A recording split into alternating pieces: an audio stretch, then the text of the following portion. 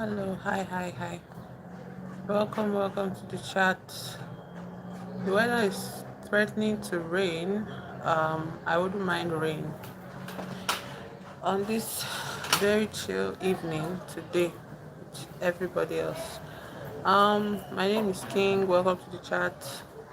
Yeah, this is Nigeria. I just had something to eat, so that's why my lips are shiny.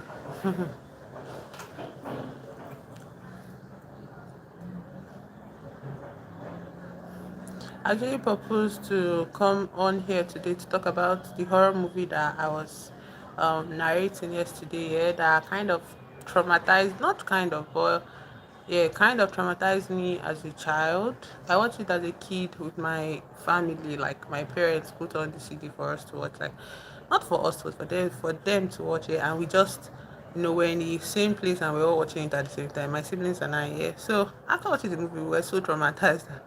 The very next day, all of us like we agreed that we will never watch that movie again, and um, we turned the back of the CD and we scratched it with stones. Like we ruined the CD, so my parents would never have to put that CD on for like to repeat the movie again in the house. And I think, if I remember correctly, I think my dad, you know, beat my brother for that because it was destructive. Now he said it was destructive. It was a destructive thing we did, or he did. And my big brother, my eldest brother, takes the fall for us. Like that time as kids, he took the fall for our group misbehavior. Yeah, yeah. The title of that movie is Graduation. Title of the movie is Graduation, and the movie came out in 1981. Yeah. It's purely like it is entirely just white Americans in the movie, and it was interesting. Yeah. So the only thing I remember from it as a child after watching it was just a group of students on a racetrack running. Yeah, and I was like, and I remember graduation, but the title of the movie is actually Graduation Day, not just graduation. So I went to look for it online yesterday. Like I was determined to watch it, and my God, hello, Empire from Cambodia. Hi. And I was determined to watch the movie here. But guy, horror movies made in 1981, like they look so. I wouldn't say they are bad. Like I wouldn't say it was a bad movie. I just feel like it was exaggerated. Yeah, I know. And again, I was when I started watching it, I got the feeling that it was going to be like a slasher movie. Yeah, but it was not exactly. No, okay, it is a slasher movie, and I was like, wow.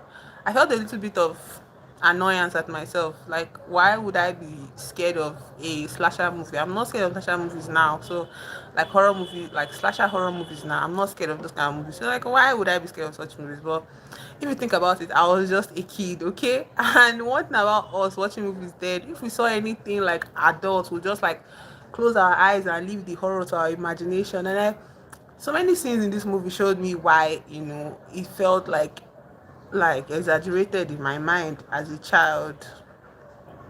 Hello, Wiki, is that your name? Or Wike, or what is your name pronounced? Is it correct? Wiki, is it correct? So um the premise of the movie, okay, hi. The premise of the movie is that this horror movie, I watched it Graduation Day, 1981. I watched it as a child, and it scarred me so bad. Like my siblings and I, so we decided that we are going to destroy the CD.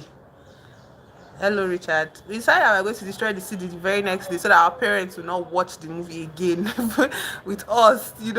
So we destroyed the movie, and my dad really beat my elder brother like so bad. He said that it was a destructive behavior.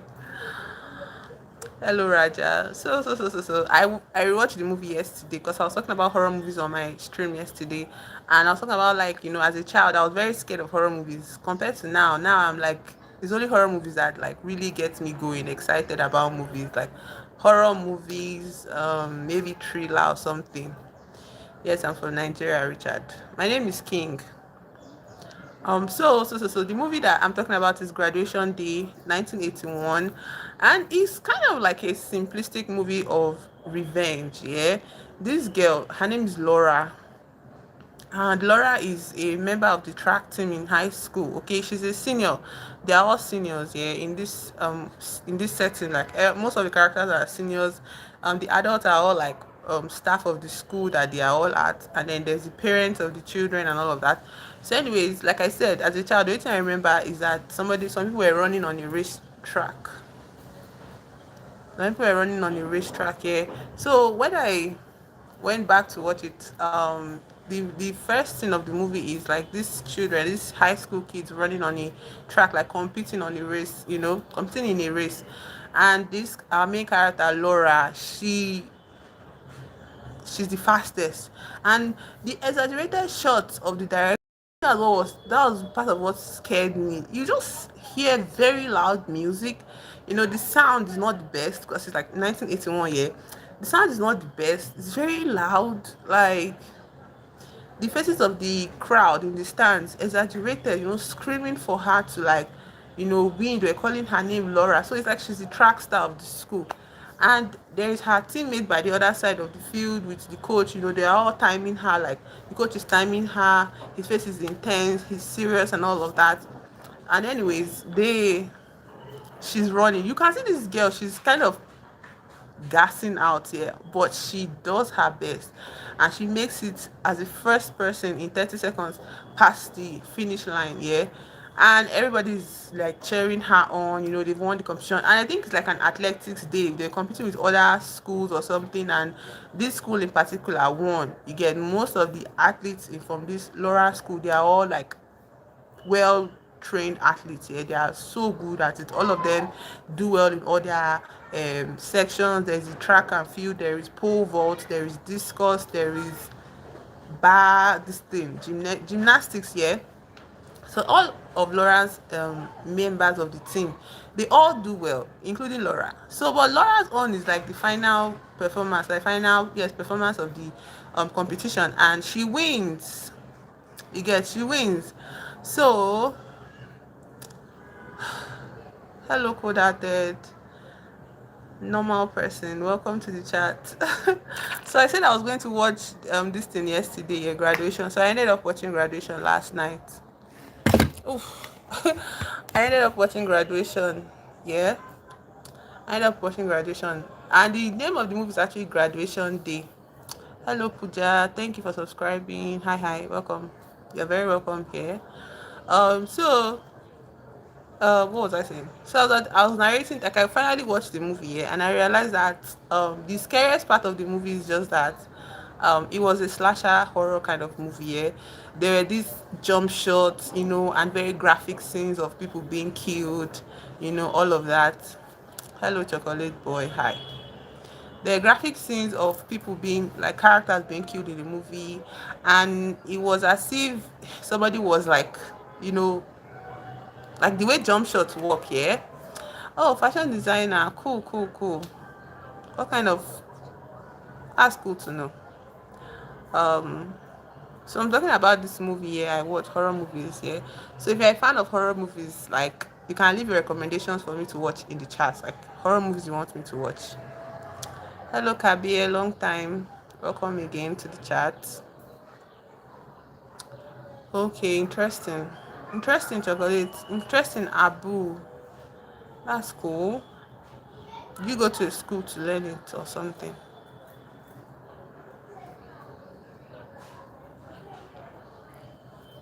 The horror movie I'm talking about here, a lot of, oh, thank you chocolate for subscribing. I appreciate you. No, I spent all of yesterday and this morning trying to get through graduation day. I've not seen Friday. Maybe I'll watch Friday today. And the mood of graduation is so different. Like I didn't think I'd be able to see Friday. Like I feel like Friday would kind of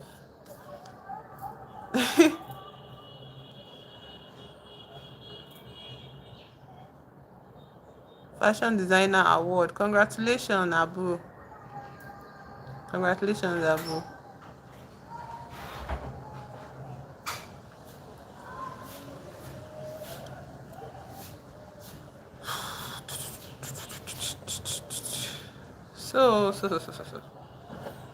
So the premise of the revenge here, the vengeance here, is that Laura dies after the race, after winning the race, and nobody knows. Like, it's kind of sudden. She just falls here after crossing the finish line. She falls, and her boyfriend runs first to pick up. Then the rest of the team, they surround her and they're trying to revive her, but she's dead. Yeah, she's dead. So, anyways, what happens? So the boyfriend, like from what we understood later on, is that Laura died from a clot in her brain, I think. So you know how clots are like silent killers here. So that is why Laura died after the race. But there was this implication in the characters, like her sister came back from the Navy, just to receive an award for her and a diploma for her on her graduation day. Like I said, they are all seniors here. So her sister came back to just receive that award for her. Now they come from this home where their mother, remarried another man, and the man is very violent and aggressive. But the mother kind of just allows them be. Anyways, the name of the sister is Anne. So Anne goes to the secondary school, to the school of the high school where Laura studied at, and she meets with different members of the team, the track team that Laura belonged to, and she even confronts. Okay, bye chocolates, bye Abu. Thank you for stopping by. So she meets the different members of the track, team, and even the principal introduces her to the rest of her classmates. That this is Laura's sister. Laura's sister would be Laura's sister would be accepting. I didn't even see. Was he on the chat yesterday? Cold hearted. I didn't see anybody named this yesterday. Laura's sister was introduced by the principal that she will be accepting Laura's medal and all her trophies and diploma for her, on stage on their graduation day. But then I think the thing that really, yeah, I know you were cold hearted. I'm talking about chocolate boy Abu. I didn't see him yesterday. I didn't see him yesterday. Maybe some messages didn't load yesterday. I didn't notice it. Anyways, Laura, I think the thing that scared me as a child was because somebody was tracking down all the members of this athletic team, and they were like killing them in gory ways. There was one member of the team that was, doing a morning jog, before she went to school. And she was jogging around the area, and there's this forest around that school area. And then next thing you know, somebody's following her from behind, and the person stabs her. And we can see like a fencing sword going through this girl's body. And I was like, okay, so this is why I was terrified as a child of this movie. Because I'm sure all of those scenes I would have like closed my eyes. Yeah, I wouldn't have seen it. But the way the camera was, the way the camera stalks after the victims, the potential victims, the way the killer is wearing a mask. Hello, actress. Yes, I'm from Nigeria. The way the actress, sorry, actress. The way the characters, yeah, are being stalked from behind, like somebody's chasing after these people. The way the killer, like kind of ambushes them, in the most random places, like all of those things, like jump scares, yeah, all of those things, like I feel like those are what, like that was what really terrified me as a child. But aside all of those things, yeah, I think it was a um very pretty straightforward storytelling, yeah. Kabir, do you have a boyfriend or something? Jokes. Kabir, do you have a boyfriend? So are you asking me about are you asking me things about boyfriend matter? Do you have a boyfriend? Maybe if you check online, you would see solution there. Fazlidin, как дела? Здравствуйте, как дела? Как фамилия? Какая фамилия? Actress from hell. Why are we seeing like yesterday I met somebody actress that was interested in like witch not witchcraft but believed in all this like myth and mythical creatures, and we were talking about like witches, yeah, and witchcraft. So welcome Asmodeus to the chat. I don't have anything to tell you, Kabir. Sorry, I don't have any information on that.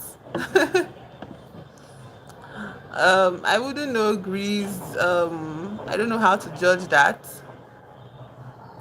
Как прошел день? Oh, нормально. Yeah, it was Emmanuel. Yeah, it was Emmanuel. Нормально, Фазлидин, Ави. Как твой день? День. So I was talking about a horror movie, yeah, and I wanted to just say that the reason why I kept on watching the movie because it was so tiring to watch it. The sound was bad; it was like grating on the senses, and the mannerisms of killing were graphic. Even if they tried their best not to be like explicit, yeah, but it was graphic. Yeah, you wouldn't see the knife going through somebody, but you see the knife at the back of the person. Хорошо сели день спал.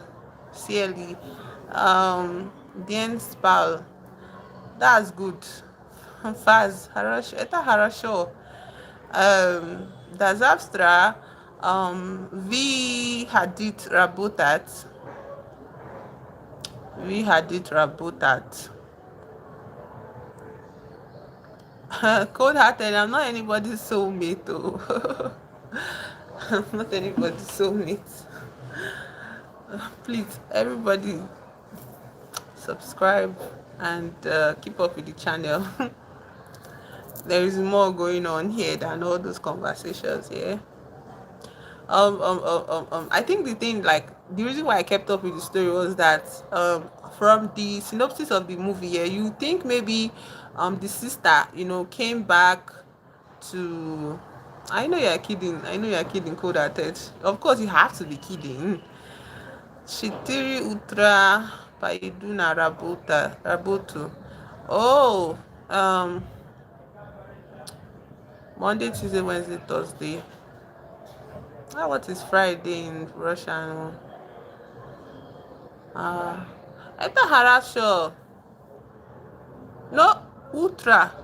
No, нет. Фазлидин. Очень трудно. Почему? Почему Фазлидин? Почему 4 утра? Bro, speak English. What the F is this? Do you not see that there's somebody in the chat that does not speak English? Or you've never seen somebody that is bilingual before? If you've never seen somebody that is bilingual, move along. We are bilingual in this house. Trying to speak English. What kind of demand is that? Are you the only one in the planet, or in this chat? Четыре утра. Это трудно, Фазлидин. Очень трудно. So I was talking about a horror movie, yeah? And people that don't understand English would feel like they are missing out now. So I cannot just exclude other people, even especially when I can speak a little bit of the other language. So Rabota Takaya magazine Gatovin Tavar. Rabota Takaya magazine Gatovin Tavar. Oh, ah.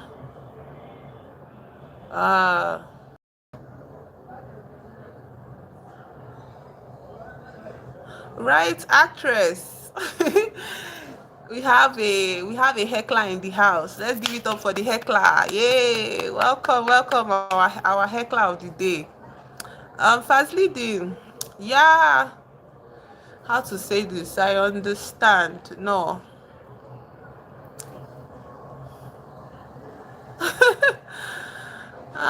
you guys are going to understand that there are very different languages in the on this planet here, and it's okay to understand a different language from English. Your name is Oluwaseun, and you're not even curious about the language I'm speaking. Do you speak only English where you're from, Sheun?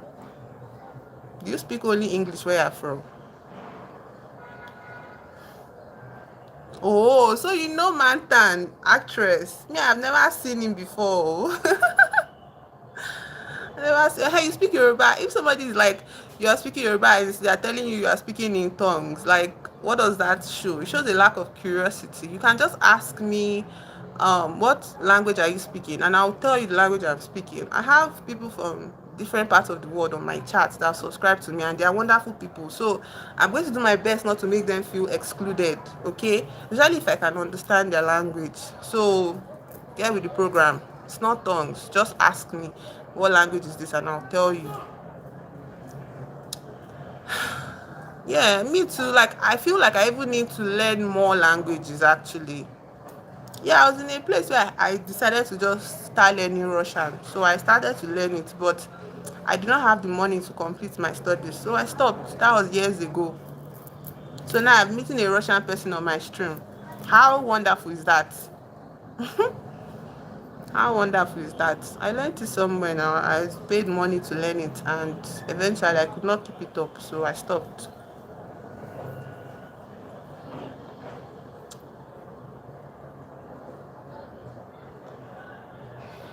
Yeah, we have a heckler in the house. The heckler, Mantan, we receive a gold star for your heckling. Okay. Give me a gold star for your heckling, my dear. Take. Thumbs up to the heckler. If without a heckler, I guess like streams will not be, you know, perfect without them. Um, where is Faz now? Faz, Faz, vi работать очень трудно, потому что мне не нравится готовить, да, потому что мне не нравится готовить, но хорошо, хорошо. Or should I say harash or something?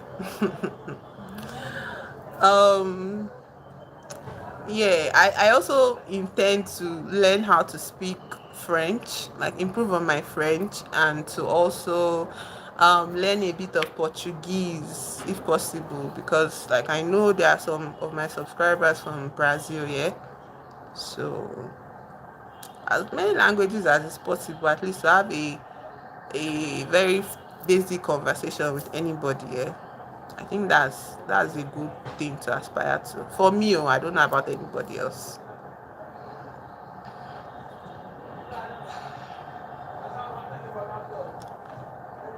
So I was talking about my horror movie, Biko. Let me continue with my horror movie.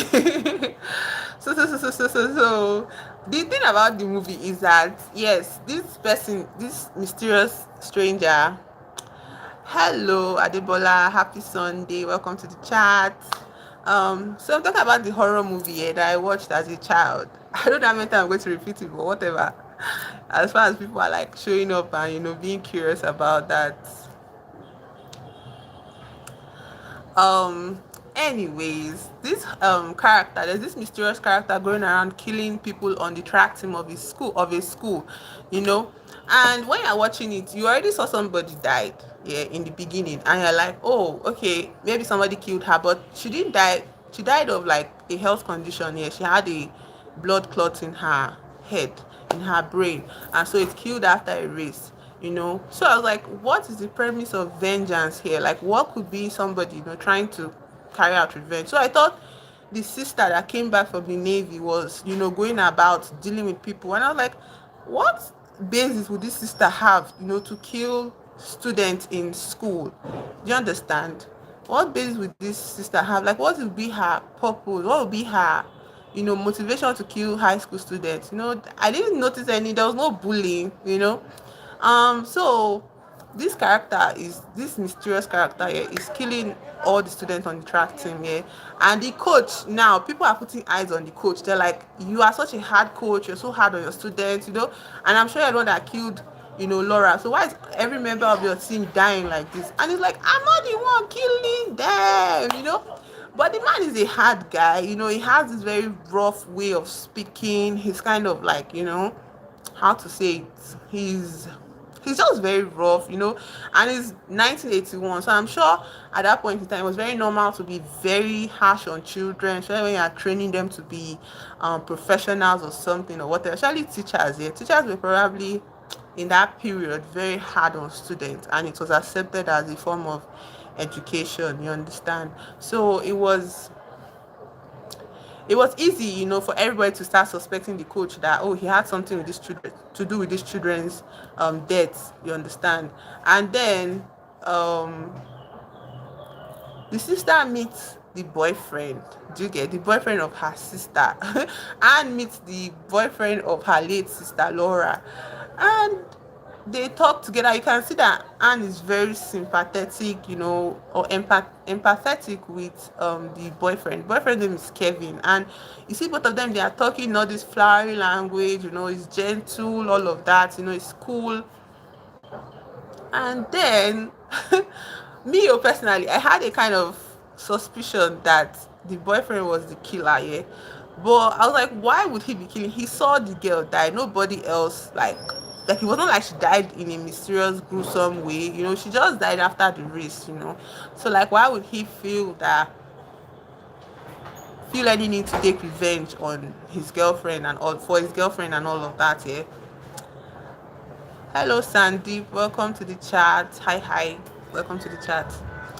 So, anyways, um, the story is going along. I was witnessing like horrible things happening to these children, and I don't know. Like, there's a lack of concern being shown by the parents. I know the parents were probably like looking for their kids here, but it was just like this. I don't know. It wasn't too exaggerated. Like the director of the movie, I think he focused more on the horror of the movie, which is just the mysterious death of the student, the suspicions towards the coach, and then the sister going around and trying to investigate why her sister died, or trying to look around the conditions her sister was living in before she passed, stuff like that, yeah. And then um what happened? Then we now got to the part where eventually one day this mysterious killer killed one of the athletes in the bathroom, in the changing room, and stuffed her body in there. So on the day of graduation, some girls were in the locker room, yeah. Hello, coach. Hola. They were in the locker room and they saw blood coming out from one of the lockers, and when they went to investigate, this body fell out of the locker, and they were screaming. But as they were screaming, the coach now came to the scene. And when he came, the way he approached the body clinically, the way he even touched the murder weapon that was left behind clinically, the girl started running with this like panicked sense that, oh, maybe the coach is the one that killed her. Because everybody was already suspecting this man. The police had already been to the school, so the news has gone around, and then he has been fired. So for them to see him and he's coming towards I don't know, their brain just talking to. So they went outside and started shouting like, "Oh, coach did it! The coach did it! The coach killed this girl! Oh, this girl is here! She's dead!" and all of that. So the police ran in. The boyfriend of Laura ran in, and when he saw the coach with the body and the fencing weapon, that knife, or what did they call it, blade, fencing blade, he now started like attacking the coach as if he wanted to like disarm the coach and all of that. Then the police came in, Anne came in, the sister of Laura came in. They were watching this, and they were like trying to separate them, but then the coach knew that the way he was acting, he felt like people would think he was the one that did that to his student. So he ran out of the locker, he ran away. In fact, he left the school and he started running into these bushes. So as he ran, the boyfriend Kevin followed him, pursuing after him. And this man went into the forest, and then he started to come upon other bodies of other students that had been missing, and he was in shock. So when the boyfriend Kevin gets to where the coach is. The coach is like, wait, you don't understand. Wait, let me explain to you. You misunderstand me. This is what is going on here. And the Kevin just starts to say, no, I perfectly understand what is happening. You killed Laura. Now I have to kill you. You are the final piece of this puzzle. You get, you're the final piece of this puzzle, and you have to end. All of you were there cheering Laura on as she was losing her breath, losing her senses because she wanted her to win your stupid game. You know, I'm going to finish you off because of what you did to Laura. And I'm like, because she's like, what is going on here, Kevin? Like, are you not normal? But anyways, he tries to defend himself. Kevin brings out a knife, okay, and he says, I'm going to time you for 30 seconds, and I'll kill you in 30 seconds, because that is 30 seconds the coach used to keep for Laura, that she must get past the finish line in 30 seconds. And so he brings out a knife and he's threatening the coach with it. But the coach tackles him to the ground, grabs the knife off of him, and in that moment, the police comes. Yes, now the police comes and comes upon the scene. You see an adult that already has suspicions of killing the children with a knife in his hand, standing over another child, another student. What did the police do? Without even waiting, it's like, wait, you don't know what? He shoots this coach twice, and the coach ends up dead. So he dies, and this Kevin guy is on the floor. And then the sister comes to and sees the scene, and she's like, oh no, Kevin, I'm so sorry. Like, are you okay? You know, everybody, like, the police is like, don't worry, come to the station, we'll take your report. You know, you're okay, you're fine. We've dealt with everybody. You know, hello, Anselmo, hi. So we've solved the case. You know, the coach is dead, he's the one. You know, and even the body of another student is also in that at the scene of the crime. So the Kevin is like, okay, he agrees to go to the police station. So it's like everything has ended now, everything is settled. So Anne, the sister, she's like, since she's done with the whole case, let her collect what she came to the school for, which is her sister's trophy and diploma. So when she goes to the office, the secretary's office, secretary of the principal, to collect the all of those things, the secretary says, oh, you don't know, Kevin already collected this from us here. He says he was collecting it on behalf of you. You understand? Or was he lying? And she quickly covers up for him. She says, no, no, no, no, no, don't worry, I will collect it from Kevin, it's fine, you know. So this woman, Anne, goes to Kevin's home, which she has been to before. You know, Kevin has a mother that is a dementia patient here. So she's not really, she doesn't know what is going on around her. She lives in her own world, just watching TV and all of that. So she bypasses the mom when she gets to Kevin's home and goes straight up to his room, imagining that she would see her sister's trophies there. When she gets up to the room, she sees somebody sitting in the chair in graduation clothes, graduation robes, and she's like, oh, sorry, I didn't know anybody was at home. So as she comes around to see the person, what does she see? She sees her sister's corpse on the chair, like, and she screams like, oh my god. And when I saw it, hello, cool Titan, welcome to the chat, happy Sunday. She screams, you know, and then I now realized that, oh, of course, this is why I was scared of this movie as a child. Like, like, of course, this would freaking scare me to death, like, as a child. Of course, like, we're looking at a real,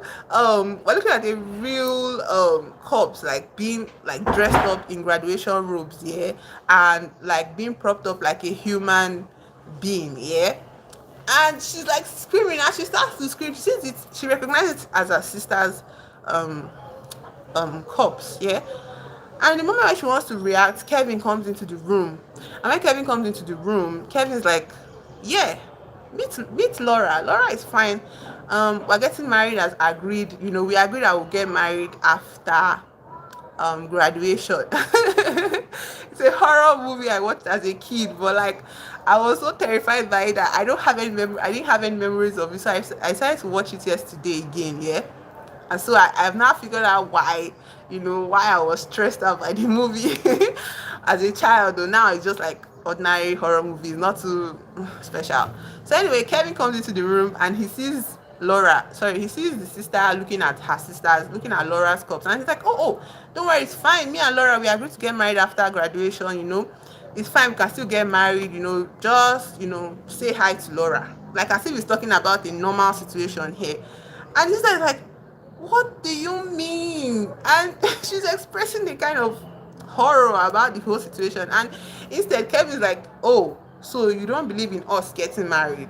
So you think this is not possible? So you're one of those people. Ah, I have to kill you too because now you oppose our marriage. I have to kill you. And it's like, what is going on? Like, how do I make sense of this? Yeah. So Kevin now picks up his pocket knife, the same knife he tried to kill the coach with, and he's like trying to attack this woman. But she's a naval officer, so she has experience in like self-defense, and but still he's a kid, he's a minor. So she was trying to like just defend herself mostly, you know. Is it you don't like horror movie code? I love horror movie. Oh. Yeah, you like I never thought of you because I was like there has to be somebody else, but like who else would be feeling grudge about this girl dying when she died of a natural cause? Like why would he feel that? That shows that he was just like not a normal person in the first place. Yeah. So, anyways, this woman tries to fight him off, and she pushes him out from the second floor window of his house with the cops, and she runs downstairs to escape from the house. And then he comes in like just a scratch on him, carrying the cops inside, and it's like as if nothing happened. So she just picked her heels and started running. She started running, and we watched this woman run a far expanse of field, And I think that is also another scary part. The way the director shot this movie was so unique, if I would say. You could see that he was really trying to amp the fear, like the horror effect of the whole story, because you see this woman, just this one woman running across a great distance there, a wide expanse of field, just her, and she's running for her dear life from this man. And after she makes it, you think, okay, you feel relieved that okay, she has gone far enough. So she sits down to like catch her breath.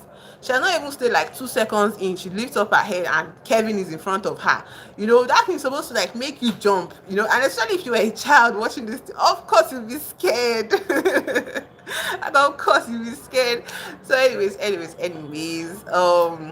she tries to they start this like chase again, like she's running away from him, she's pushing him away, she kind of tries to disarm him of the weapon, of the knife.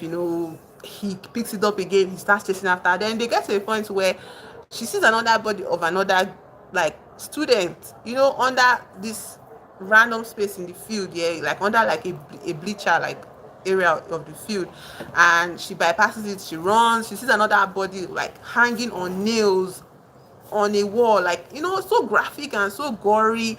And like this director is so weird, like not weird because that's what horror movies are supposed to be now. Are be supposed to be strange like that. Anyways, this woman like, so this Kevin, he almost succeeds at stabbing her, but she manages to push him like with so much force. And when she pushes him, he now like falls on the nailed corpse that is at his back. Yeah, the one with all the nails sticking out of it, and the nails now kill him again because he falls on it like.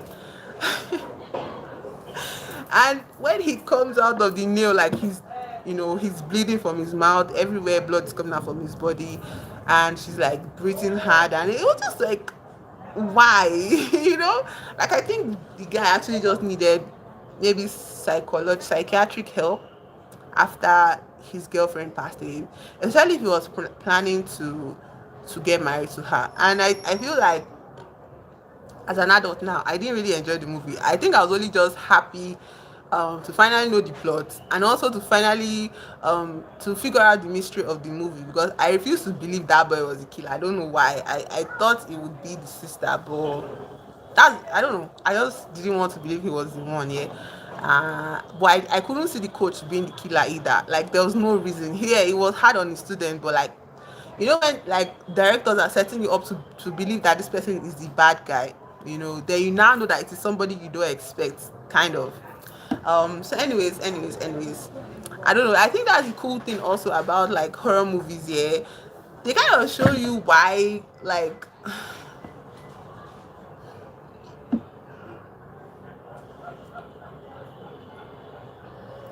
he was what.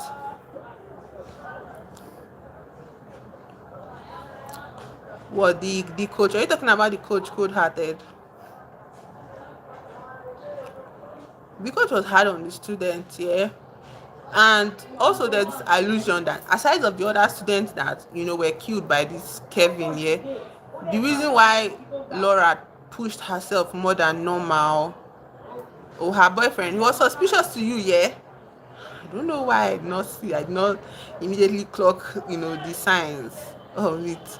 I think all around, yeah, I think it's kind of pointing to how, as human beings, yeah, yeah, he was a killer. The boyfriend was a killer. Yeah, the boyfriend was a killer. Um, as human beings, I think this story is kind of pointing somehow to all the fact that the as much as we pay attention to like everyday life, we take care of our bodies, we try to just survive each day. Like, it's very important to also pay attention to our mental health.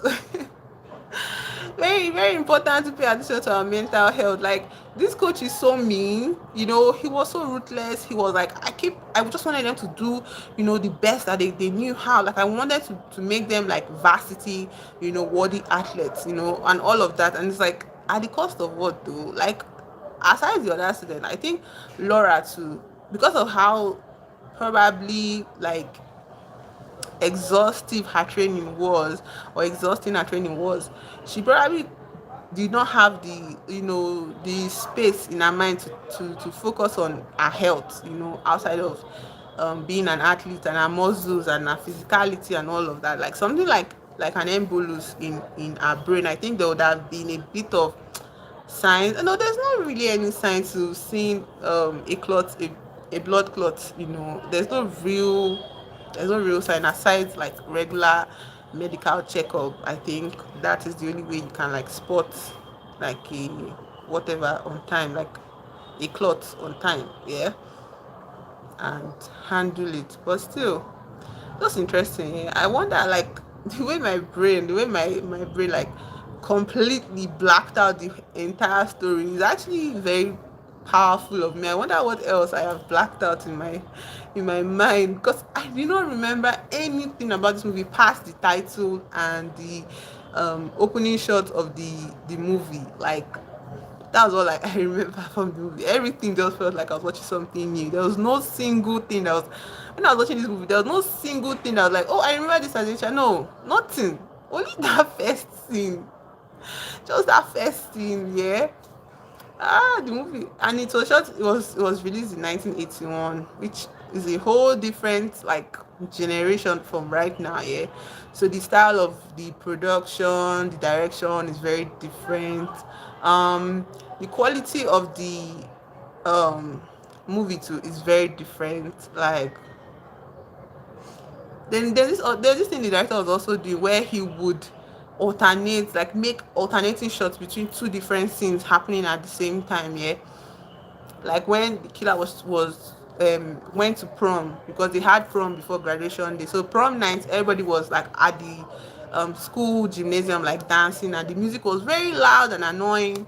And then he was not showing us like a pair of lovers in the bushes, yeah, smoking and all of that, and like they were just hanging out, but he wanted to show us like as the music was getting to a crescendo in the prom like place, these people were about to be killed by this killer, and it was just like it was overstimulating. Like, it was insane. Like, the shots were like, how to say it, transitioning very fast, like back and forth, back and forth, back and forth, yeah. It was interesting. Like, that was how he chose to shoot the movie, because I don't think anybody would do that like these days, yeah. I don't think I've seen any. Even if they wanted to show something happen simultaneously, yeah, in one shot, yeah, it wouldn't be like this, you get. So I feel like it's kind of like a time capsule, I guess. Hello, Eric from Rwanda. Hi, welcome to the chat. Anyways, so that was my adventure watching a horror movie from the past. And I don't know, I feel like maybe, okay, the next one I want to watch is Friday. So I'm going to watch Friday this night. Like, let me watch something happy. Thank you, Cold Hearted, for enjoying it. Not that awesome of a narrator, but I'm glad you enjoyed the storytelling.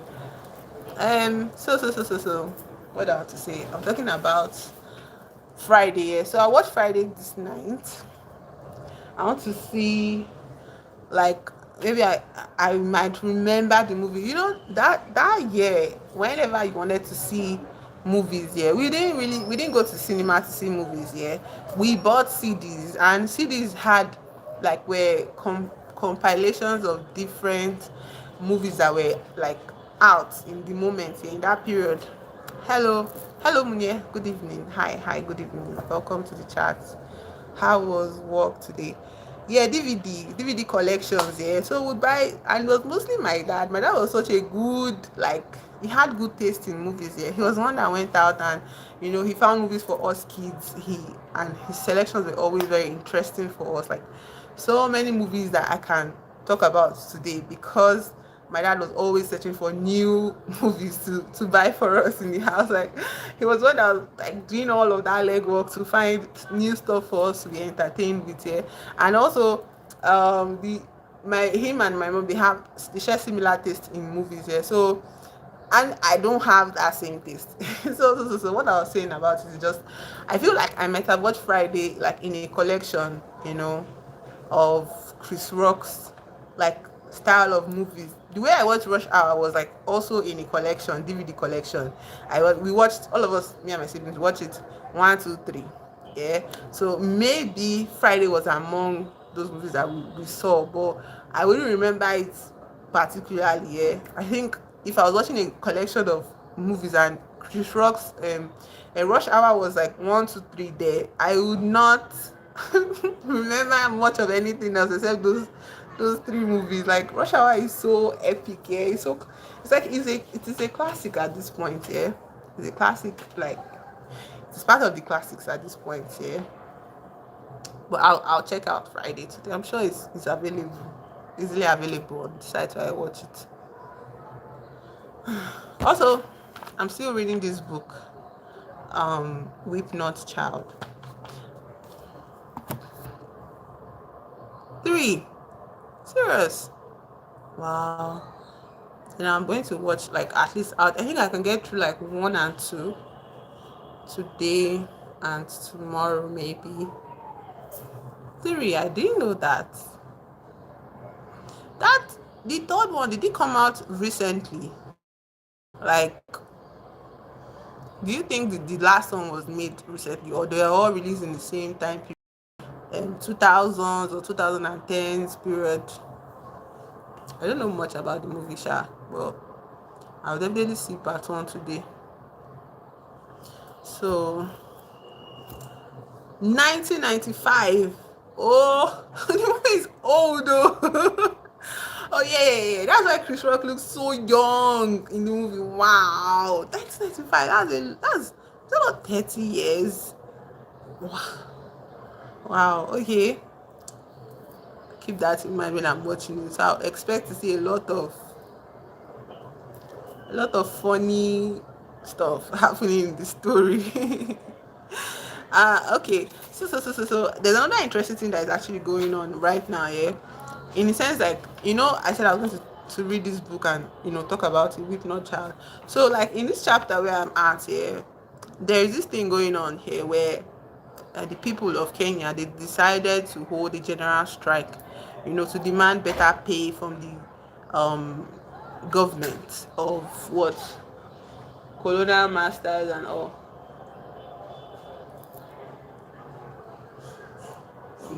Okay, so very funny. The first one, I expect it to be so. Is the first one not the one where that gift comes from? That gift comes from, yeah. Also, Ice Cube has, like, white beards all over his face now. So yeah, the movie is old. So I was talking about how, like, in this book here, it's just an interesting thing going on right now. Yeah, how what I'm reading in this book of how many years ago is reflecting now, yeah, but not exactly. In this book, there's a strike about to happen, yeah, a nationwide strike, like in Kenya, about to happen against the settler colonialists, yeah, and all of that and all of that.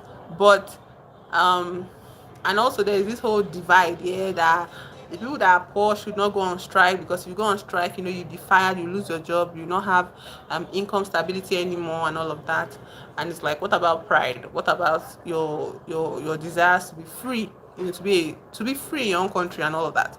And it's like, in my country right now, there is a strike actually that has been announced, you get, by a union to, what are they doing at the strike? They want to, you know, unionize. Like, they are holding a strike because this owner of this company has refused to meet the terms of his workers.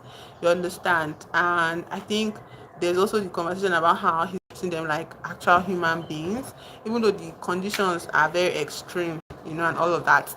And so I think the strike is supposed to start tomorrow. Yeah. And it's like, in this book as well.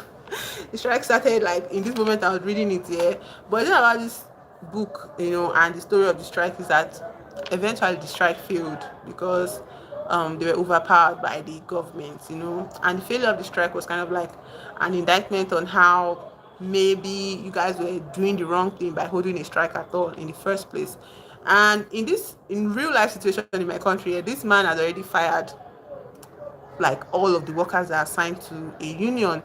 He has fired them. So the union is protecting these workers by holding the strike, trying to protect the workers by holding the strike. But there's also the other aspect of it is that this man is kind of like this man's company is kind of like the only source of a very important um, item that we use in this country, which is fuel. And if his refineries are, if his pipelines are and shut down because people refuse to work and distribute fuel to him, you know, I feel like there will be this short period, even though it might not be long, but there will be a period of artificial scarcity. You get, where people will start to buy fuel as what in black markets, or there will be this hoarding of fuel and all of that. So I think like the way the people are in this country, they would kind of want to blame the unionizers, yeah, the workers, like, oh, can't you see how everybody is suffering because of you? You know, can't see how your life is harder, you don't have a job because of this thing. Why not just go along with what this man wants from you, you know, instead of like acting high and mighty? And it's like, acting high and mighty, high and mighty, like, this is somebody's livelihood at stake. Like, what do you want them to do now that they've been fired from their jobs, you know, and all of that? So anyways, I just feel like it's an interesting coincidence, you know, me reading about the historical strike in another country and strike happening in my own country right now. Like, it's just interesting actually. So I look forward to see how the story progresses, even though I know it's going to be very bleak, you know, because we're looking at it from the perspective of a poor person, you know, somebody that does not have um, a stable source of income, or whose stable source of income has been jeopardized because he has refused to, you know, he has refused to continue to be oppressed or exploited. Yeah. So yeah, I don't know why when people look at situations like this, they always take the side of the person with excesses of resources, you know, the person that, you know, does for a day in his life. He's not really doing it for money because they are already a multi-billionaire, and it's like, you don't need this money, you know. And you say you want to help the country, you want to help Nigerians, you want to create employment for Nigerians. So why is it that the Nigerians that are telling you how you can help them by giving them humane working conditions, you don't want to help them? Yeah, you are not agreeing to their terms, but you are saying you are helping Nigerians. Like, how, you know? But people, the sentiment I've been seeing online, yeah, is just very discouraging, and it's just like exhausting in my soul. It's exhausting, like, to process it in my soul. Like, Why are you people on the side of this man? Like, can't you just see, the rich man's playbook going on here? Like, just look at it from this aspect. Yeah, don't look at it as if this man is your uncle or his money is your money. Look at it as, you know, you could be in position of this work at any day, and you would want people to fight for you. You want people to take your side in any situation, like in a situation like that, against a big, a giant in the industry. Well, I don't know. I think we have a long way to go in that. Um, if I want people to get to that point, like if I'm expecting people to reach that level of consciousness, like I keep saying it on my channel, that anytime I can, I always say things like, oh, like in this country there is no class consciousness or class solidarity. So how can you share solidarity with your people in your class if you feel if you are unaware of the fact that two of you are in the same class and people are affected by the same things, just that it reflects in your lives in different ways, if you're not aware of those type of things, how can you be in solidarity with them? Because you just think, no, I'm the exception. It won't happen to me, because God is on my side, or I believe in Jesus, or I'm a hard worker, or one day I will make it. That kind of delusion that is sold to people that are in this class conditions. Like they sell them these aspirational delusions that, oh, if you aspire to perspire, you can be like this billionaire that is the only type. He's the only one that exists. It's just a few of them in this country. If everybody could be a billionaire, then there'll be nothing special about being a billionaire. you know but we are sold this dream to aspire to be billionaires because not everybody aspire to it's something that I got from my sibling though. It was when they were talking about how annoying motivational speakers are, and we're like, aspire to perspire. So since then all of us used to say that thing a lot. Anyways, we are sold this wet dream that, oh, just believe that if you work hard you can be a billionaire, even though the billionaires are few and far between. In fact, they are very rare, and that's what makes them, like, gives them part of what give them part of their satisfaction in being billionaires.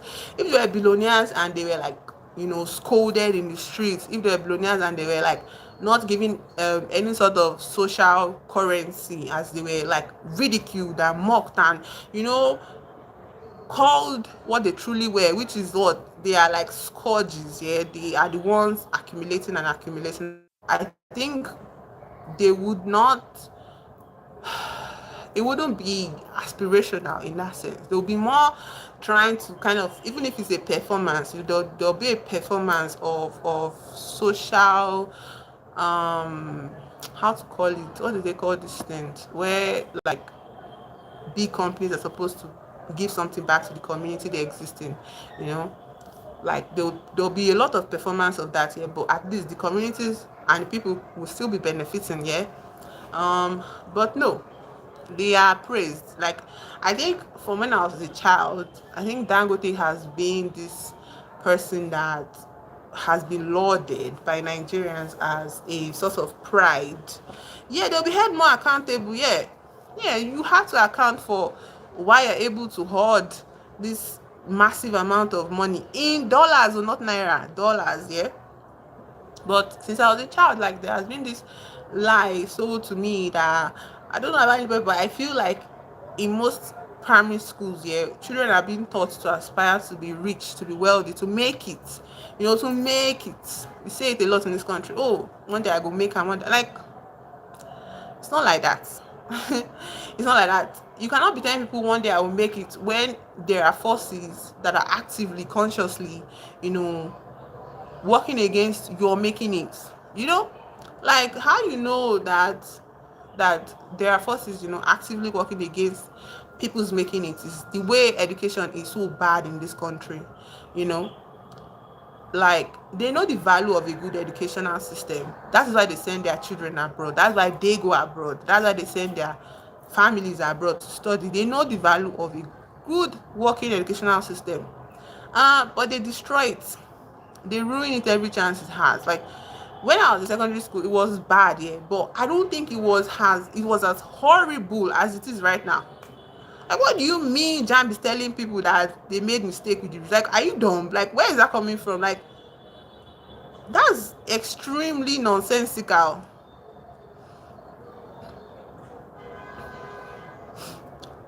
See what I'm so happy that you see it. Dangote thrives on monopoly. Like, that is, I was reading news articles on this thing, and Nupeng actually said it at first when he was like, you know doing pepper body, like, oh, I want to do my fuel, I want to do, when he after he inaugurated his refinery, Nupeng was like stating suspicions that this man is going to turn this whole thing into a monopoly. He likes being the only one in the market.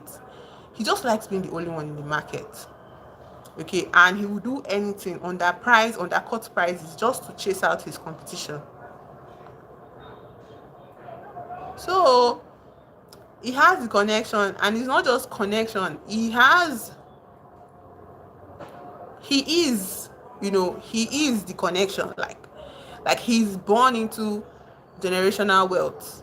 You know, he's born into generational wealth, but that aspect of the conversation is not being said to us when they are busy selling us these dreams in churches and in schools. It should not. I don't think.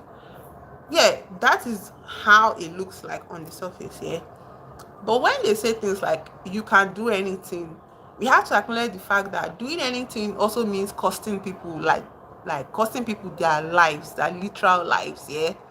So if you are costing people lives just because you have a lot of money, is that really anything? Like me, I'm just assuming they have a conscience here. Like if you have a conscience, which I don't think any billionaire in the world has, but like I feel like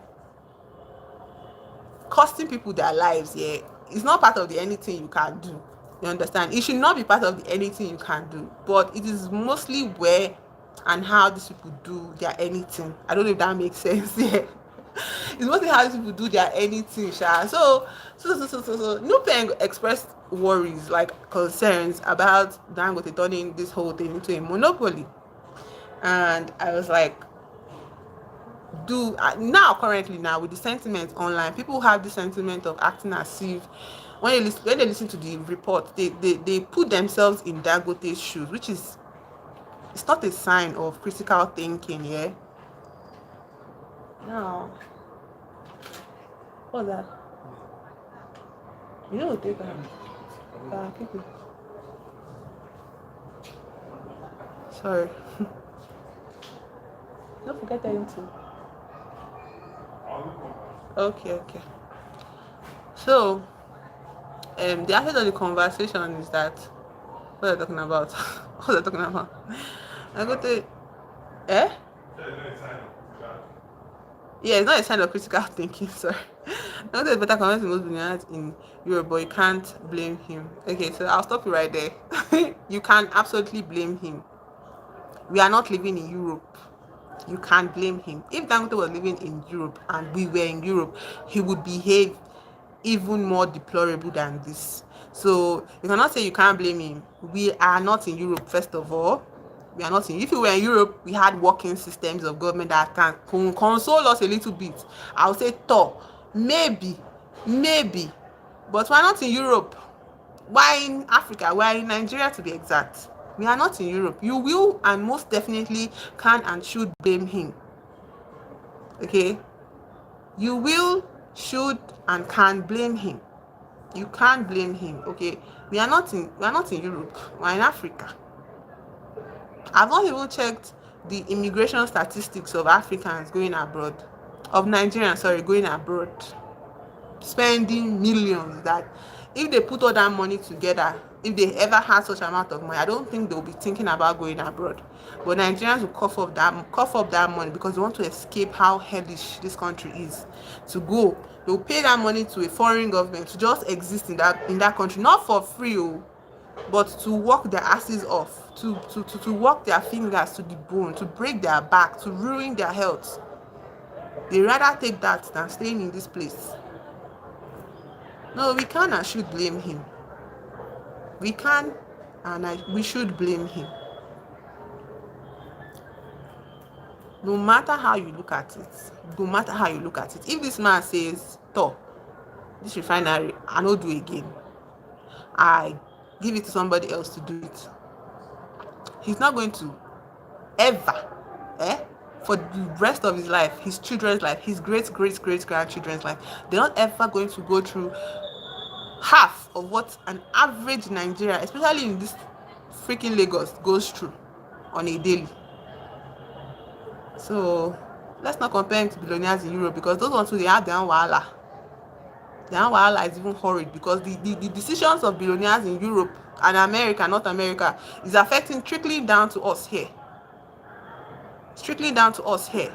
Now the immigration thing that was at least a source of succor, billionaires over there are lobbying in their government to prevent people like you and I from coming to their side, even though this is their fault.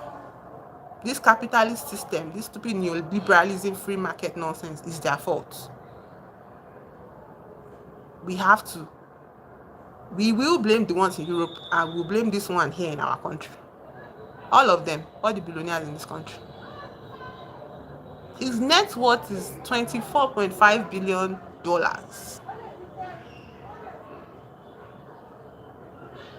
So I was saying something about critical thinking. I feel like if you look at the educational system in this country, we did not really have the chance to experience critical thinking. Again, because of how poor our educational system is, we just learned through memorization, okay?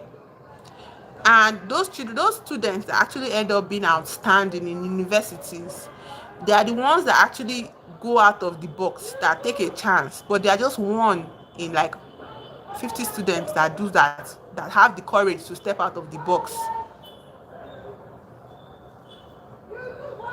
The education system in our country is bad on purpose, by design, because the people that lacks information, like, they're the ones that are going to suffer from the ignorance, okay? Whether they intend to or not, whether they try to beat the system or not, but they are going to suffer nonetheless, because they have not been equipped with the tools to tackle this system that was built to benefit thieves and corrupt individuals. So speaking about education, so I'm reading this book, Weep Not Child. It's also like very, like, it's drawing serious parallels to what is going on right now in our country. In Weep Not Child, there is this main character, and he has been, taught to believe that, and his parents believe so much in him, and his, believe in education. They feel like if they educate this boy, he's going to free them from the oppression of their settler colonialist masters. Okay, so and the way I'm seeing it, the way he's going to be educated, I don't know, I've not read the story, but I feel like he's going to end up is in Kenya, but they are occupied by settler colonialists from Britain, from the UK. So I feel like the level of education is going to take to the point where he has to go abroad, or he has to leave his country at least, so he's going to experience British education and realize the rubbish that is going on in his country, okay? And I don't know how the story goes, but the character, there's a freedom fighter amidst them. That one's name is Jomo. So Jomo leaves Kenya and goes abroad, and he realizes that things are not okay in my country, and he comes back to stir up the people's hearts, to think for themselves, and recognize how a stranger coming to your land and occupying your land and asking you to work for peanuts, for pennies in the same land, is not a life. It's not living life. But where did he get this sense of, this awakening? Definitely got it abroad when he saw the way British people lived. And I'm not saying, the British imparted. No, he saw for himself what it means to be in charge of your own life. What it means to be in an environment not occupied by settler colonialists And he was like, hey, if these people have this in their country and they're still coming here to oppress people in my country, doesn't that seem like greed? Isn't that greed? And he comes back and he starts an uprising for the sake of freedom for his people. Now, bringing it back to Nigeria's own issue. Yeah. How many people can afford to send their children abroad? Very few, very, very few. Yeah, it is greed. It is greedy. It's theft. Theft. How many people in this country can afford to send their children abroad? And those children abroad, are they sent, now that we consider, are they sent to go and come back and do freedom fighter? Just an average parent, Nigerian parent that has suffered and toiled and sold properties and worked all their life and somehow raised this money to send their children abroad. Do you think they would want their child to come back and do freedom fighter? What do they tell the children? As you are going, don't come back. Oh. Most parents say, as you are going, don't come back. Find your feet there. Okay, and even if their parents don't say that to them, they still carry it on their shoulders. Like, no, I have to take care of my parents. I have to, pay my parents back for this suffering they've done. Nobody thinks of coming back to build the country. Nobody thinks of it like that because they've already given up hope. And they're giving up hope because the people that designed this system are implanted a systemic style of hopelessness in the country. Like, there's no system you operate on operate within in this country that does not imbue you with a sense of hopelessness and helplessness. And it is artificial. Okay, it is artificial. It is not real. It is intended, that is the design of it, for you to feel like you cannot ever, by your own strength,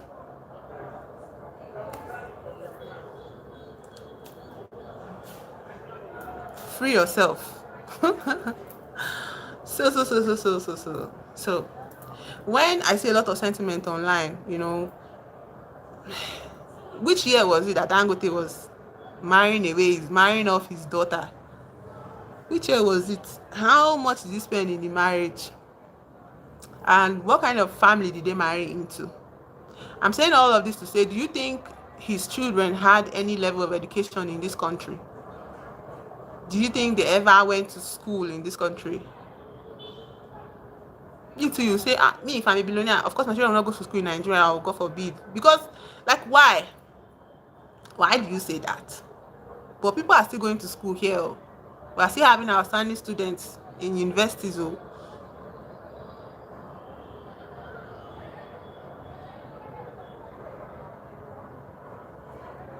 Dangote is never going to want for anything again, and his children will never want for anything again.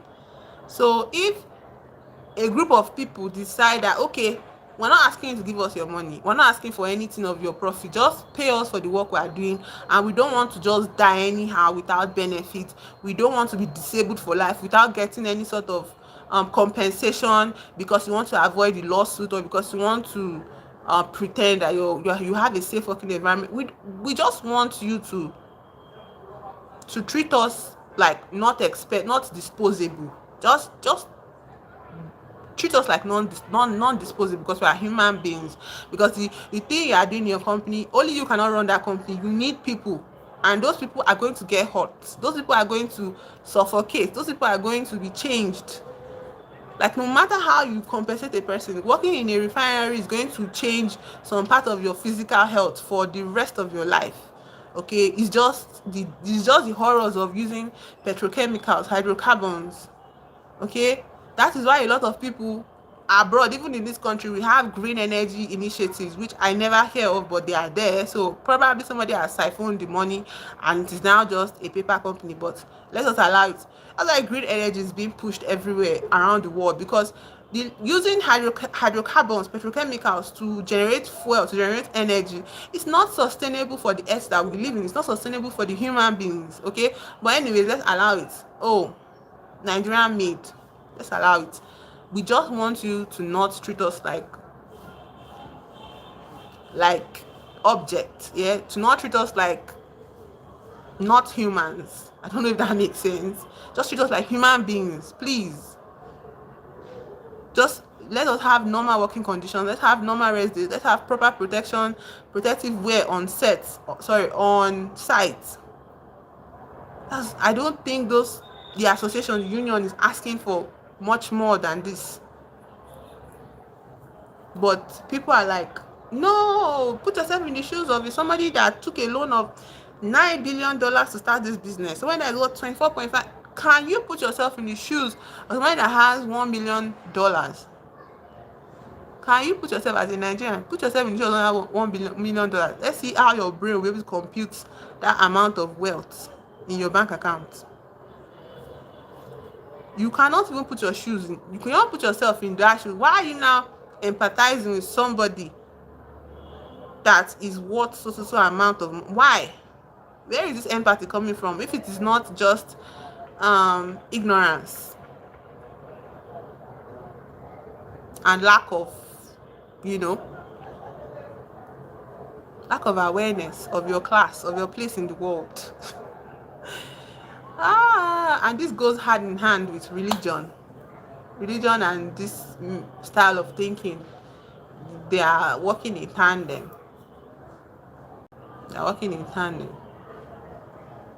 So I don't know. The case is just the thing is still ongoing. Like today I heard yesterday I saw in news that he said he did not fire them. Actually, he just reorganized, and somehow 800 people are no longer in his employment.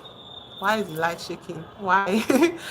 800 people are no longer, because he's just reorganizing the whole company. It's not, it's just reorganizing the company. 800 people are fired out of a job.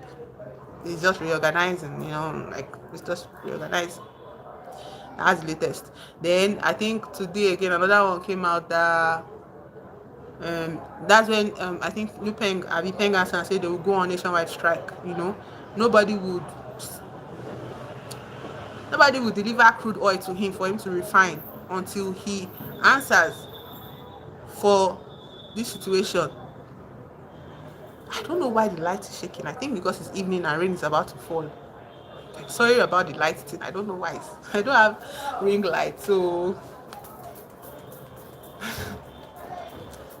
anyways, night time has come, sha.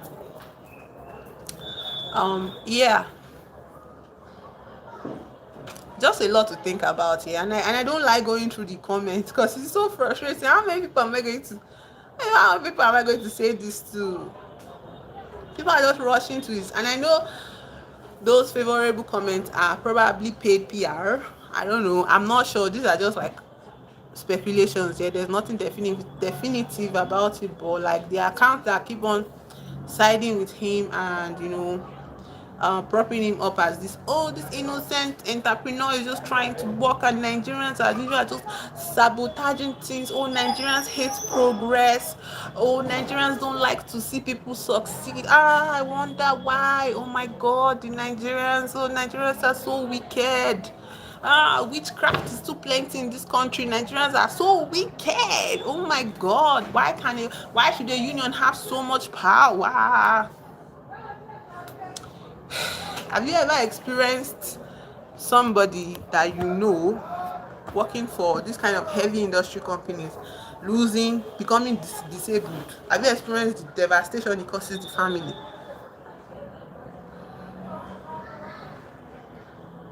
So let's try to refrain from from fighting a billionaire's battle. Don't worry, they have it covered. They can, if they stop working today, they would never want for bread for the rest of their life. Yeah, so I think whatever lashings he's getting, whatever social scourge he's experiencing through this strike is well deserved. Okay, and I think this has more attention because it's like I've not made research into the group as a whole to see maybe in his own like regular manufacturing of food items and all that, if those workers in those industries were unionized. I don't know. I don't know. I don't know about it. But this one, it has to enter public scene because this is oil and gas industry. This is human lives that are making your dream, making your dream of being. Um, Nigeria should have their own refinery. Nigeria should stop importing from abroad. Oh my God, Nigeria has to do things by themselves. This is what it means to do things by themselves. This is what it means to do things by ourselves. We have to have difficult conversations. We have to clear out, we have to clear all these things out. Just because we are used to, and it's by design. We are put in a system that naturalizes corruption to us, that makes us think, oh, it's very normal to be corrupt, it's very normal to steal and bribe your way through the ranks. It's very normal to be the head of a local government or be the governor of a state, and let children be taking education on the floor while you buy a 100k pound Mercedes Benz, going around flaunting your wealth. It's normal. We should be used to it, because if me too I'm in those places, I will steal. Nobody will talk. Like, yes, we should. No, at some point, yeah, at some point it has to be enough. You just have to say, time out, time out. you know time out. Yeah, so I feel like, for as long as I'm reading this book, there will be a lot of like parallels being drawn between what is going on in this book and the real world I exist in. Yeah, and like, is that not the joy of of books, of fiction, of writers, of authors? Like, writing, for me, I see it as a very, like, timeless instrument of, calling ourselves as human beings to order. Like, we need to come down from that place we are standing on, that place we are standing on, where we begin to see ourselves as above human or something. Come down, come down, come down, come down and receive breeze on your head first. Let's somebody pour water on your head. Come down. So I feel like, authors are there. Also, they're also there to remind us of where we are coming from and where it is we told ourselves we're getting to. In case you get distracted by the way. Like, we bring ourselves back down, to our original design. Like,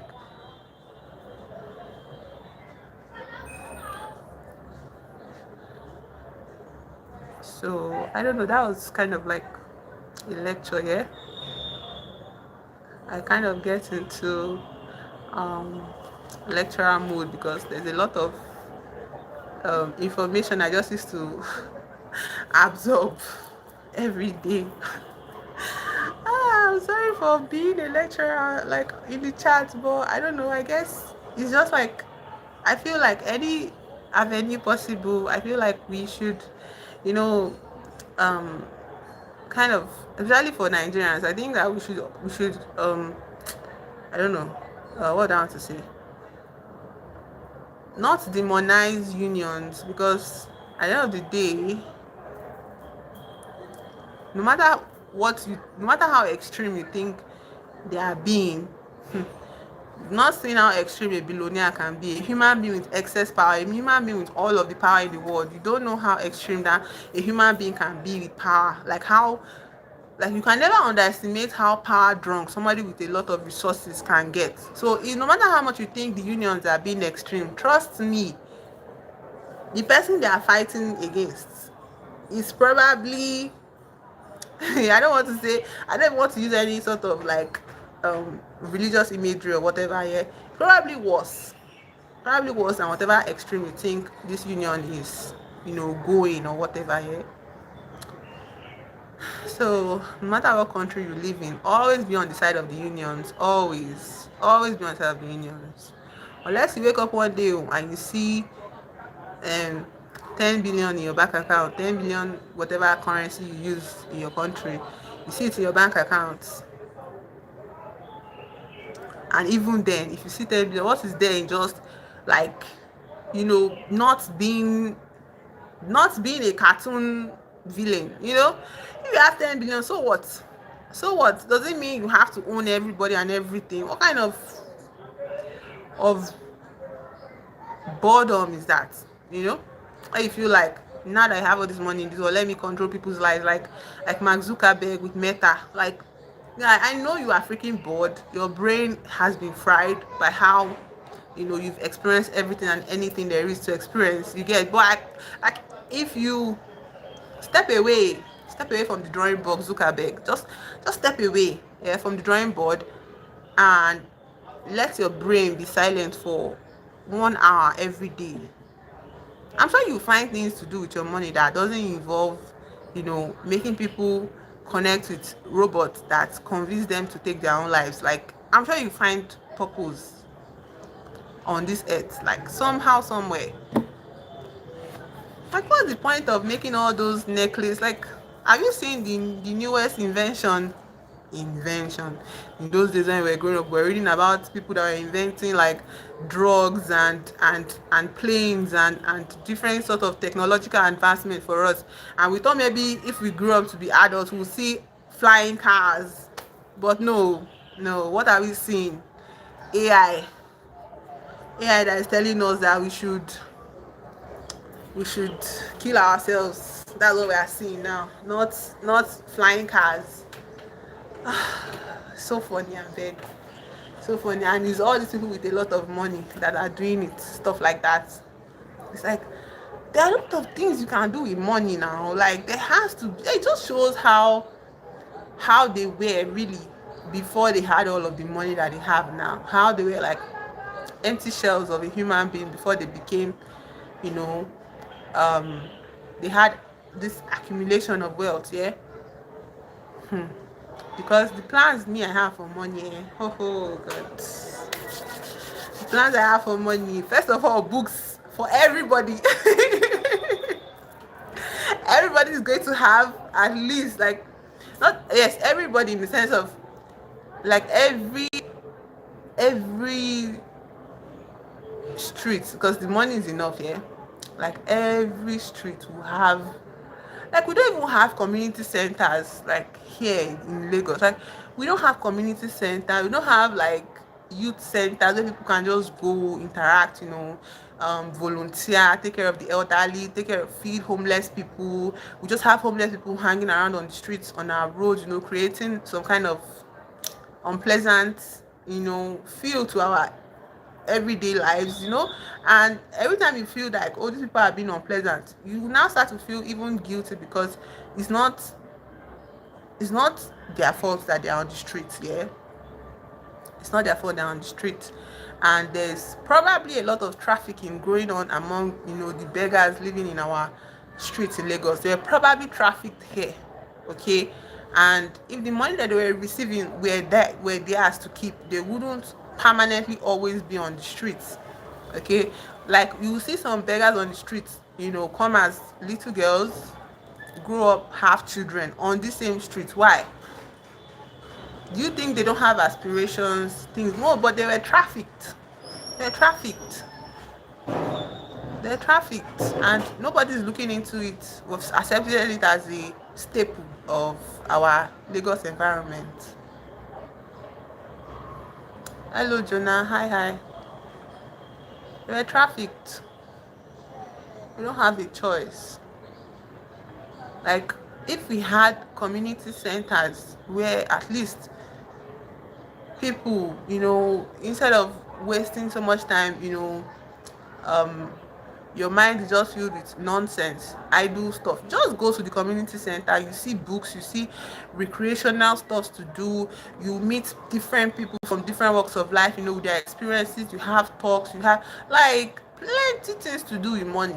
Plenty things to do with money. Like, they always do as if, oh, I have money, I have this great plan to make the world a mechanized ethno state or something. Only for people of this color can be in this world that I'm creating. Everybody else should die. And it's like, why?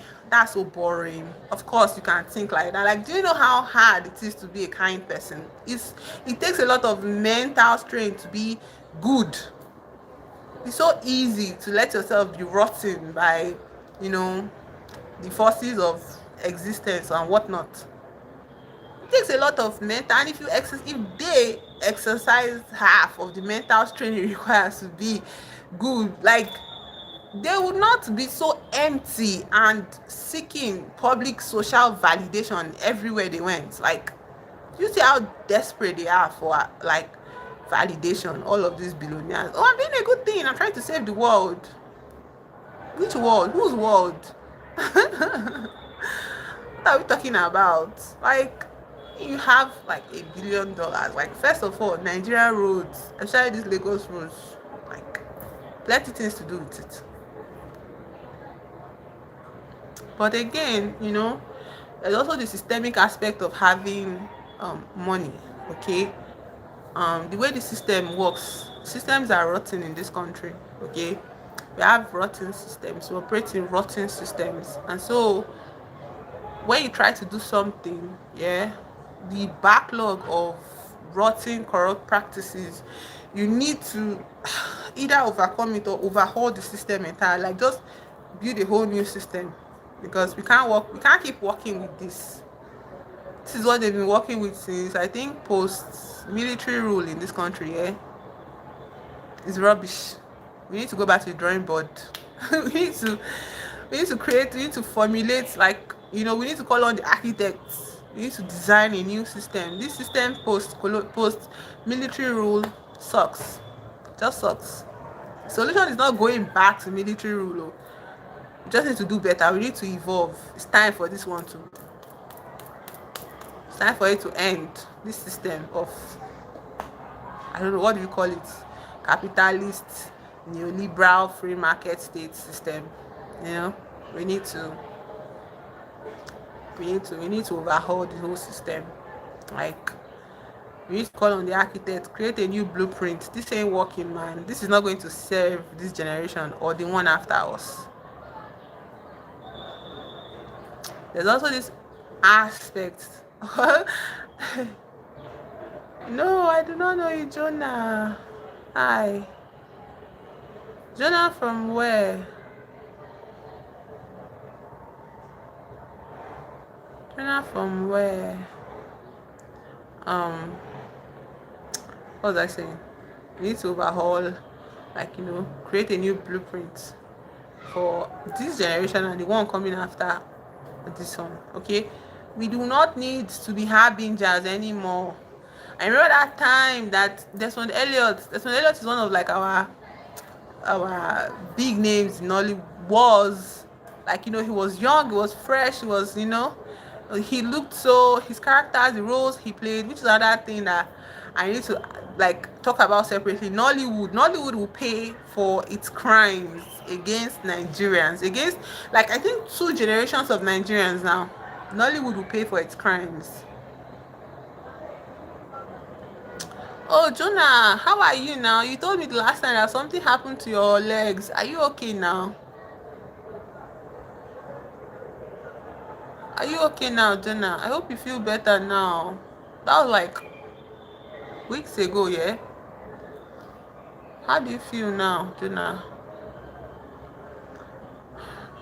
Desmond Elliot was this fresh, fit young man that, people, just assumed he was like this wonderful person, yeah.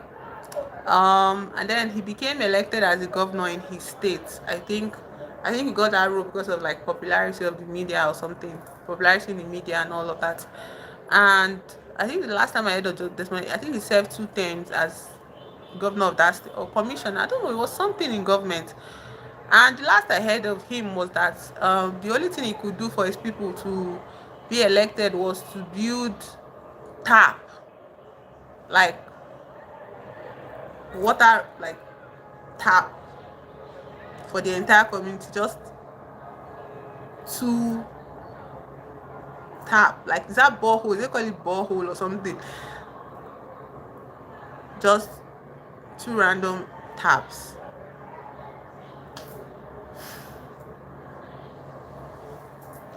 Oh, I'm happy to hear that, Jonah. I'm glad you're okay. I'm glad you're okay, Jonah.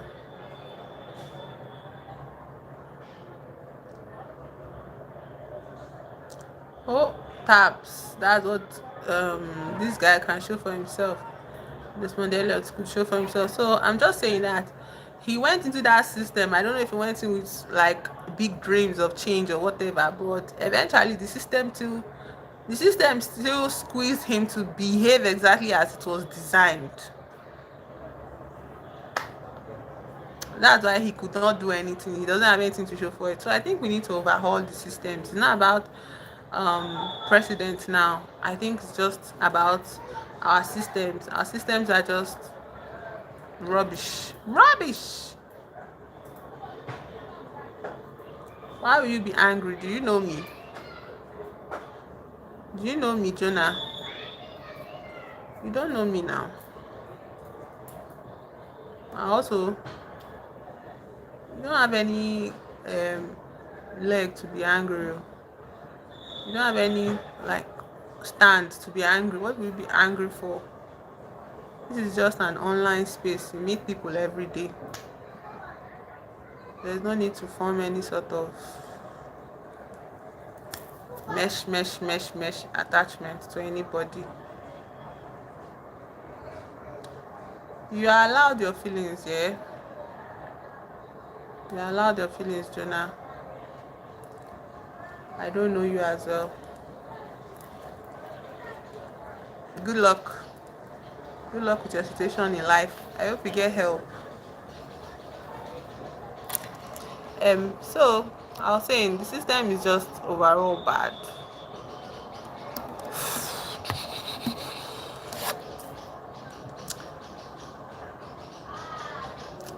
Don't encourage conversations like that, cold-hearted. It's not easy, please.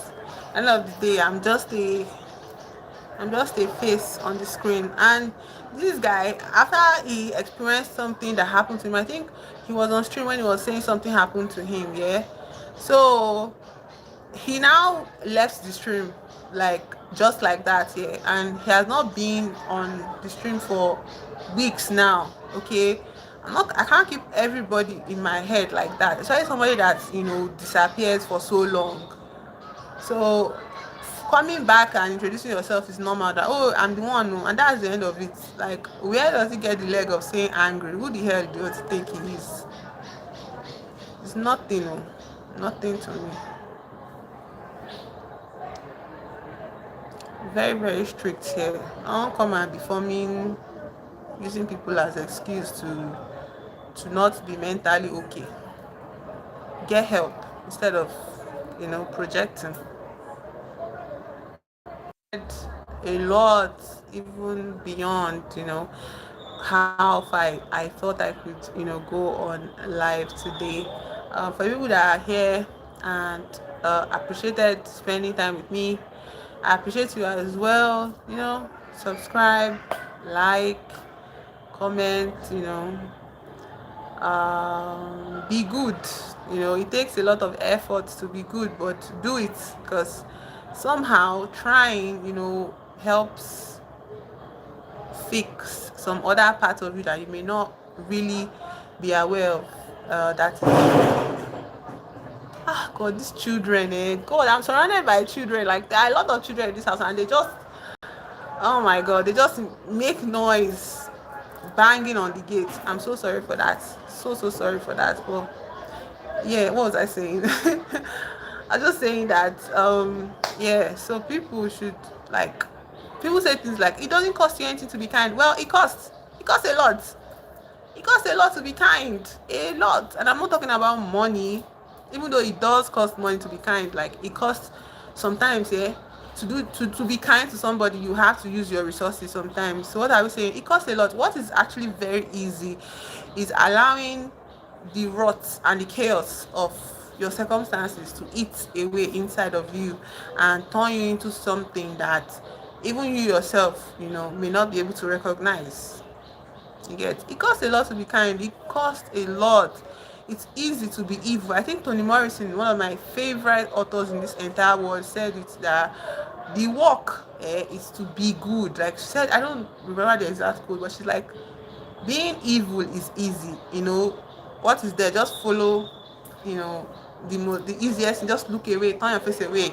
pretend people are not suffering, or pretend that you don't see how your actions are affecting other people. Don't have difficult conversations. Don't change your mind. Don't, learn new things that change your perspective. No, it's very easy to stay in a box of, you know, evil. It's easy to do that. But what is difficult is being good, loving people, loving life is very, very difficult. Something we have to consciously every day work at. So I think that I'll leave you with that. If it's very hard for you to do it, you should probably think about it. Even if you may not be able to do it today, you can prepare to do it another day. As long as it is about kindness and respect and support, where support is necessary for your fellow human being. Okay, I feel like, yeah, it's difficult to be kind. So let's do the difficult things this week. Of course, I'll show up tomorrow for stream, and I want to do maths on stream tomorrow. So if you're interested in just doing like simple maths with me tomorrow, I'll see you tomorrow. Okay. Yeah. So bye bye. Bye. Bye.